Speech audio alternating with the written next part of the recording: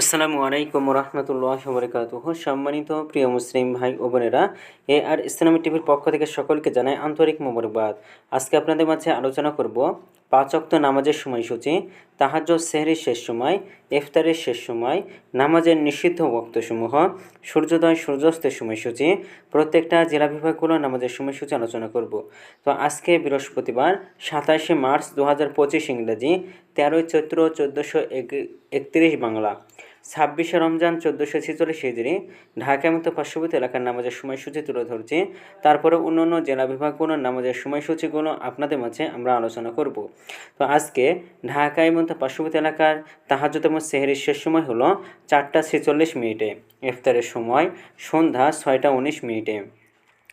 আজকে ফজরের নামাজের রক্ত শুরু হবে 4টা 41 মিনিটে, ফজরের নামাজের রক্ত শেষ হবে 5টা 56 মিনিটে। জোহরের নামাজের রক্ত শুরু হবে 12টা 5 মিনিটে, জোহরের নামাজের রক্ত শেষ হবে 4টা 28 মিনিটে। আসরের নামাজের রক্ত শুরু হবে 4টা 29 মিনিটে, আসরের নামাজের রক্ত শেষ হবে 6টা 11 মিনিটে। মাগরিবের নামাজের রক্ত শুরু হবে 6টা 13 মিনিটে, মাগরিবের নামাজের রক্ত শেষ হবে 7টা 27 মিনিটে। ঈশার নামাজের রক্ত শুরু হবে 7টা 28 মিনিটে এবং শেষ হবে 4টা 40 মিনিটে।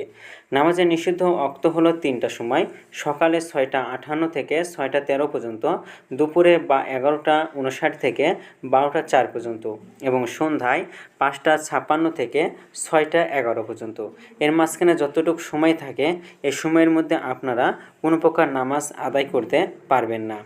আজকে সূর্যাস্ত যাবে 6টা 13 মিনিটে আর আজকে সূর্যোদয় হবে 5টা 56 মিনিটে। এই কারণে ঢাকা এবং পার্শ্ববর্তী এলাকার নামাজের সময়সূচি। এখন আলোচনা করব বিভাগীয় শহরের জন্য উল্লিখিত সময়ের সঙ্গে যেসব বিভাগের সময় আপনি যোগ বিয়োগ করবেন তা হলো এই, অর্থাৎ আপনি বিয়োগ করবেন চট্টগ্রামে 5 মিনিট এবং সিলেটে 6 মিনিট কম করবেন। ঢাকা এবং পার্শ্ববর্তী এলাকায় যে নামাজের সময়সূচি রয়েছে সেখান থেকে চট্টগ্রামে 5 মিনিট এবং সিলেটে 6 মিনিট কম করবেন। যোগ করবেন খুলনাতে 3 মিনিট, রাজশাহীতে 7 মিনিট, রংপুরে 8 মিনিট, বরিশালে 1 মিনিট বেশি করবেন।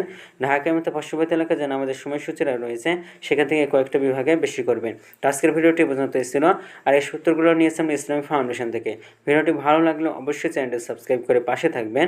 ধন্যবাদ সকলকে। আসসালামু আলাইকুম।